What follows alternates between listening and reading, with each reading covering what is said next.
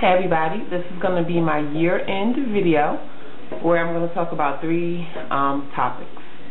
First topic is being natural for 2009, what my experiences was like. The second is going to be kind of addressed to women who are thinking about going natural, thinking about doing their big chop. And then the last little segment is going to be about my overall hair goals for the upcoming year, 2010. So, being natural. I did my big chop April 2009. And I don't think my life has been the same since I did the big chop, if that makes any sense. It's been exciting. It's been an adventure. Every day when I wake up, it's like, what is my hair going to do today? I don't regret it. I would not go back to having a relaxer, ever. Ever. I can't imagine my hair being straight anymore. And what's funny is that when I first did my big chop, I was so subconscious about my hair. I was so conscious of my hair, really. My thoughts were always focused on my hair. How did it look? What was I going to do with it the next day? How's it feeling? I was like obsessed with my hair for probably the first 3-4 months. And now it's so much a part of me that I don't even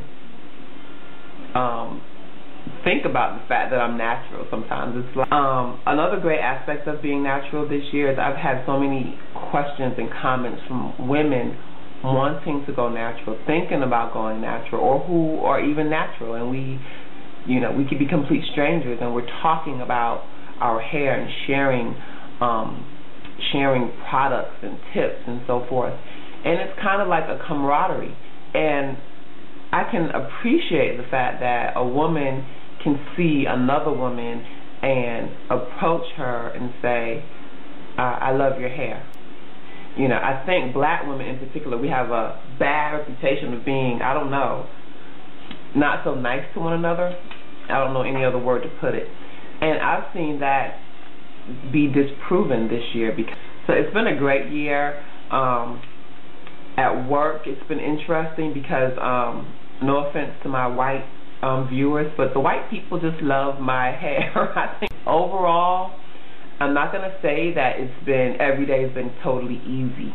Like every day I wake up and I'm having a great hair day, or every day I love my hair, or every day it's the easiest to work with. That's not true.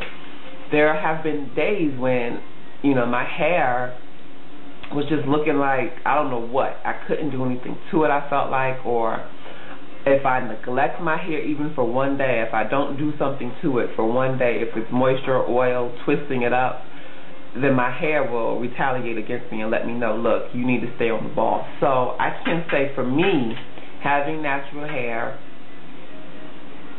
is work. For me. A lot of people say it's the easiest thing. And I know it depends on your length, your hair texture, the amount of time you're willing to put into your hair. But for me, it's been work. But it's been good work. Work isn't always a negative thing. So just because I'm saying it's a lot of work, for me, I'm not saying that in a negative way. It's been good work because I have time to sit and think and meditate when I'm doing my hair. It's crazy, but it's the truth. And so overall, it's been a great year.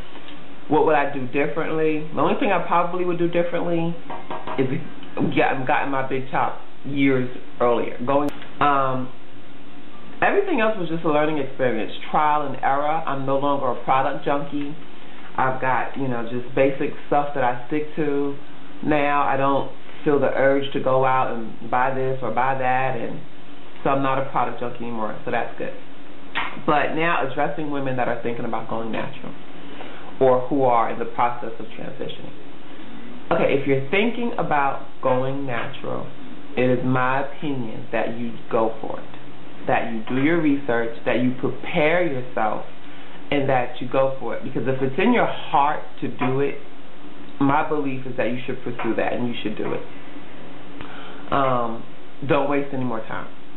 And I say waste time because every day that you have your natural hair, for me, it's been a gift. It's been a blessing. And so don't miss out on that gift, that wonderful experience of really knowing who you are through your hair, or really experiencing what God gave you. Experiencing what God gave you. From the beginning, He gave you this hair. Experience it. Learn it. Learn to love it. So I truly recommend just doing your research. I'm not saying do it blindly because, you know, for some, when they do it blindly, they regret it, and then they go back to relaxers. Or when I came across, I think I did a regular Google search for natural hair, and I instantly came across YouTube videos. And it was like I had been let into a secret world, a secret society of nappy-headed, kinky, curly women.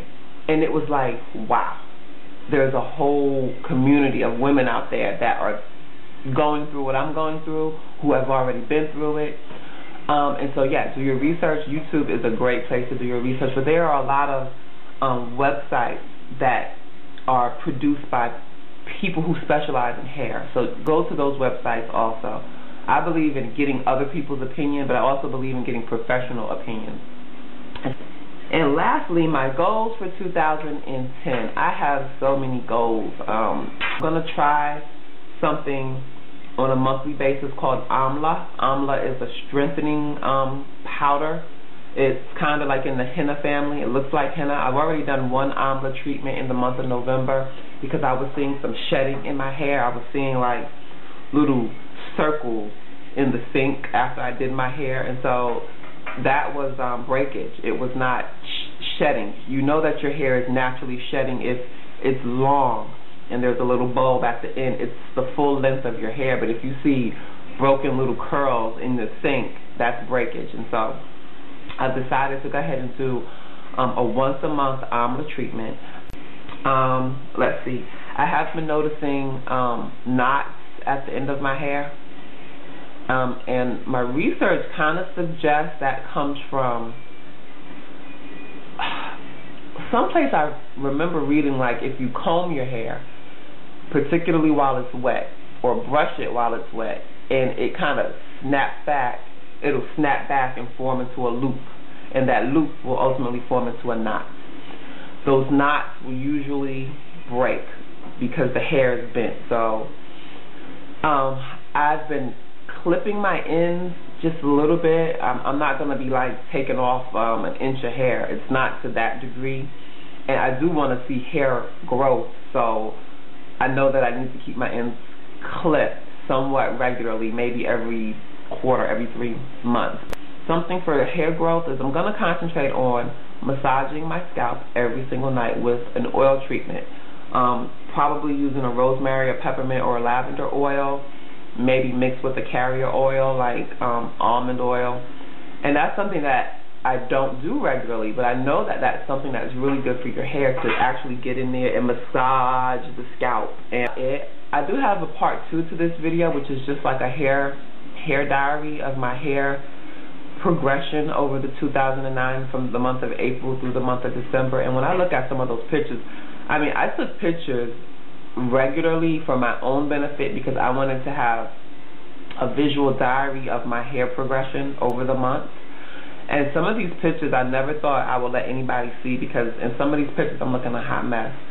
But I said, let me go ahead and make the video and include all the pictures, the good, the bad, and the ugly.